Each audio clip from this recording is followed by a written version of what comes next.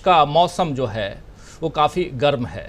सियासी मौसम चल रहा है, आप सब जानते हैं, और इस मौसम में बीजेपी अपनी हार, अपने ऊपर लग रहे आरोपों और अपनी नाकामी के तूफान से घिरी हुई दिख रही है। और दरअसल मोदी लहर का शिगुफा जो है अब बेकार हो गया है और बीजेपी परेशान है कि इस तूफान में कैसे अपनी नैया पार लगाए। कर्नाटक और हिमाचल प्रदेश तो झांकी है, मध्य प्रदेश अभी बाकी है। ऐसे पोस्टर इन दिनों जबलपुर शहर में देखे जा सकते हैं और मध्य प्रदेश के अलग अलग शहरों में भी देखे जा सकते हैं, जो इस बात का ऐलान है कि इस बार कांग्रेस मध्य प्रदेश में सत्ता में लौटने के लिए पूरी तरह से तैयार है। आज संस्कार धानी कहे जाने वाले शहर जबलपुर से नर्मदा पूजन के साथ प्रियंका गांधी ने विजय का शंखनाद कर दिया है।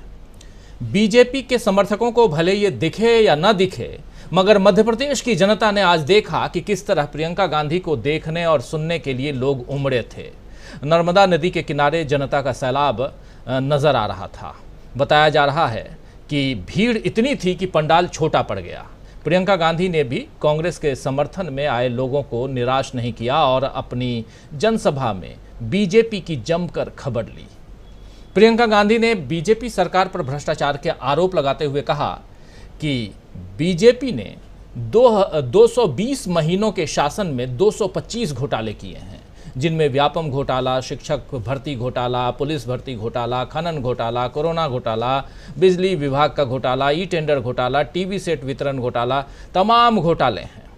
आइए जरा सुन लेते हैं प्रियंका गांधी को, सुनिए जरा। व्यापम घोटाला, शिक्षक पात्रा भर्ती घोटाला, पुलिस भर्ती का घोटाला, खनन घोटाला, कोरोना घोटाला, बिजली विभाग का घोटाला, ई टेंडर का घोटाला, टीवी सेट वितरण का घोटाला। कितने सारे घोटाले हैं, इतनी लंबी लिस्ट है घोटालों की कि जो मोदी जी ने वो गालियों वाली लिस्ट निकाली, उससे लंबी तो ये लिस्ट है। नर्मदा मैया को नहीं छोड़ा, खनन करा रहे हैं वहां, महाकाल के कॉरिडोर को नहीं छोड़ा। एक पुजारी जी है महाकाल के, मेरा उनसे संपर्क है, उन्होंने मुझे वीडियो भेजा कि तेज हवा चल रही है और इन्होंने बनाई है, सारी गिर रही हैं, क्योंकि उसमें भी घोटाला किया, उसमें भी किसी ने पैसे खाए। तो कहां रुकेंगे ये लोग? और जो आपकी संस्कृति है, जो यहाँ के संस्कार हैं, उनका आप याद कब दिलाएंगे नेताओं को? ये मैं आपसे पूछना चाहती हूं। 220 महीनों के शासन में 225 घोटाले किए हैं इन्होंने। तकरीबन हर महीने एक नया घोटाला कर रहे हैं। तो तकरीबन हर महीने एक नया घोटाला कर रहे हैं बीजेपी के लोग। ये कह रही हैं प्रियंका गांधी, इन्होंने नर्मदा मैया और महाकाल कॉरिडोर को भी नहीं छोड़ा। तो एक सॉफ्ट हिंदुत्व की तरफ भी और साथ साथ उन तमाम मसलों को यहाँ रखते हुए, तमाम घोटालों को, भ्रष्टाचार को उजागर करती हुई यहाँ प्रियंका गांधी साफ सुनाई दे रही हैं, दिखाई दे रही हैं। वहीं कांग्रेस की सरकार गिराने वाले ज्योतिरादित्य सिंधिया पर भी प्रियंका गांधी ने कटाक्ष किया और उन्होंने कहा कि बीजेपी के नेता सत्ता के लिए कुछ भी कर सकते हैं। हमारी पार्टी के भी कुछ ऐसे नेता थे जो सत्ता के लिए छोड़कर चले गए, अपनी विचारधारा भूल गए। सुन लीजिए जरा प्रियंका गांधी को। चली है तो घोटालों के लिए चली है, भ्रष्टाचार करने के लिए चली है। और जैसे हमने भाजपा के नेताओं को पूरे देश भर में देखा है, सत्ता के लिए कुछ भी कर डालेंगे। मुझे अफसोस है कि मध्य प्रदेश के हमारे भी कुछ ऐसे नेता थे जो सत्ता की वजह से छोड़ के चले गए, अपनी विचारधारा भूल गए। तो अब देखिए। तो सुन रहे थे आप प्रियंका गांधी को। इधर बेरोजगारी, किसानों की दुर्दशा, महिलाओं की स्थिति, हर मुद्दे पर शिवराज सरकार को घेरते हुए प्रियंका गांधी ने और साथ साथ लोगों को बताया भी कि कांग्रेस की सरकार अगर आती है तो उनका किस तरह से भला होगा। कर्नाटक की तरह कांग्रेस यहाँ भी यानी मध्य प्रदेश में भी 5 गारंटियां दे रही है और सरकार आते ही उन गारंटियों को पूरा करेगी, जैसे कर्नाटक में कांग्रेस कर रही है। प्रियंका गांधी इन वादों की घोषणा भी आज, इन गारंटियों की घोषणा भी आज इसी मंच से, इसी सभा से, जहां से यानी जबलपुर से इन्होंने की। आइए सुन लेते हैं इन 5 गारंटियों की बात, क्या कुछ कह रही हैं प्रियंका गांधी। कांग्रेस किन गारंटियों के साथ मध्य प्रदेश का चुनाव जीतने की तरफ आगे बढ़ रही है, सुनिए जरा। तो बहनों और भाइयों, हम आपके सामने कुछ ऐसे गारंटी लाए हैं जिनके बारे में अब आपको मैं बताऊंगी, जो हम 100% लागू करेंगे। ये मेरा वादा है आपको, यही वादा मैंने कर्नाटका में किया, यही वादा कर्नाटका के नेताओं ने किया, राहुल गांधी जी ने किया और कर्नाटका की सरकार बनते ही उस कैबिनेट ने पास किया हुआ है।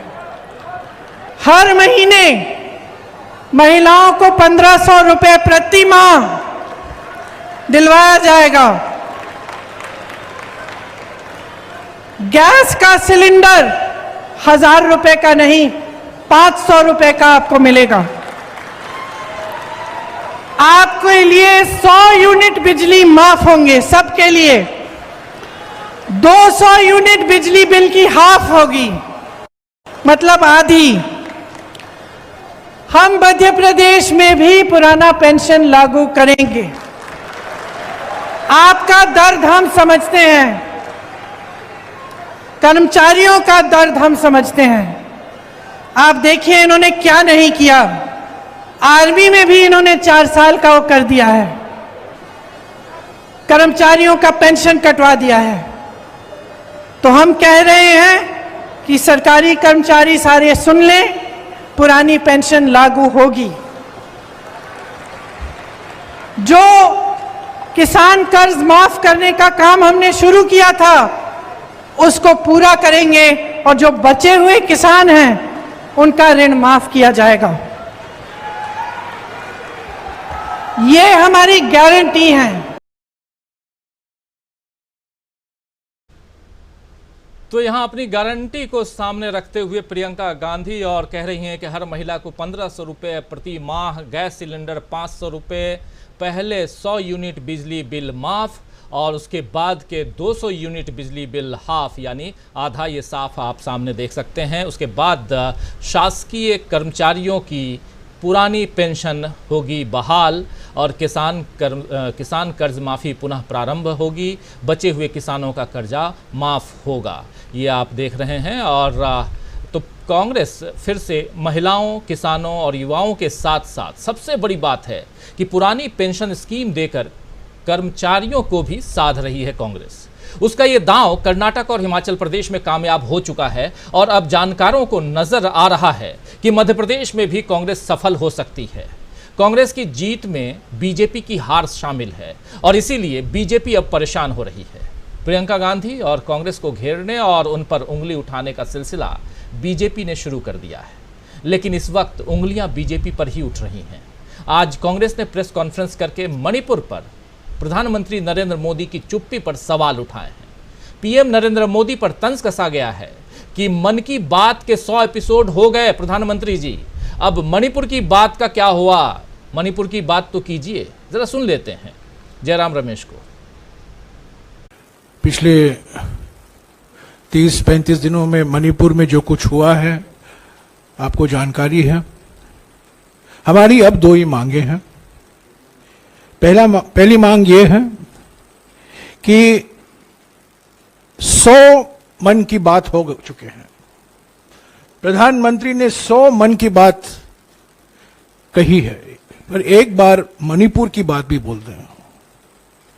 ये वक्त आ गया है मणिपुर पर प्रधानमंत्री को चुप्पी तोड़ने के लिए और प्रधानमंत्री की ओर से सद्भावना का संदेशा जाए मणिपुर के अलग अलग समुदायों को कि सरकार की ओर से हर प्रयास किया जा रहा है अमन और शांति और सद्भावना वापस लाने में।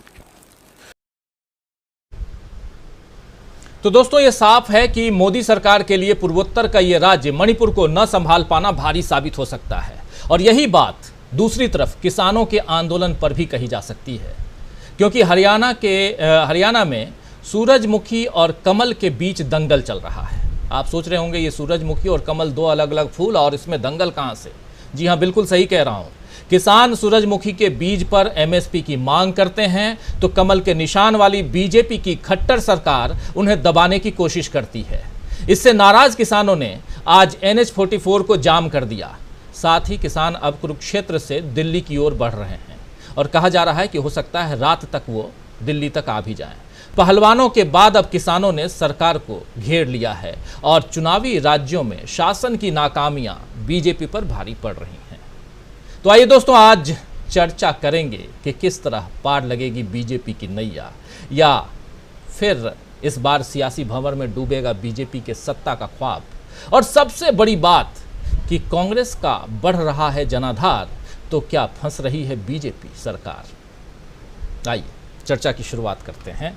आप देख रहे हैं विजुअल, ये विजुअल है किसानों का। किसान कूच कर रहे हैं कुरुक्षेत्र, महाभारत वाला कुरुक्षेत्र, बिल्कुल सही समझ रहे हैं। यहाँ भी एक महाभारत है, लेकिन यहाँ दंगल किसानों का है और उसमें सूरजमुखी बनाम कमल है, बड़ा दंगल। लेकिन उसके साथ साथ एक दंगल मध्य प्रदेश में भी, और वहाँ कांग्रेस और बीजेपी के बीच दंगल है। आरती देख रहे हैं आप, नर्मदा माता की आरती, और ये गदा भी है आपके सामने। इसकी लड़ाई भी चल रही है जो कर्नाटक में, जिसकी शुरुआत हुई कर्नाटक से और प्रधानमंत्री नरेंद्र मोदी को मुंह की खानी पड़ी। अब उसी गदा को अपना हथियार बनाकर कांग्रेस पार्टी इसको भुनाने की कोशिश में है। कौन कहाँ किसको भुनाएगा, आने वाला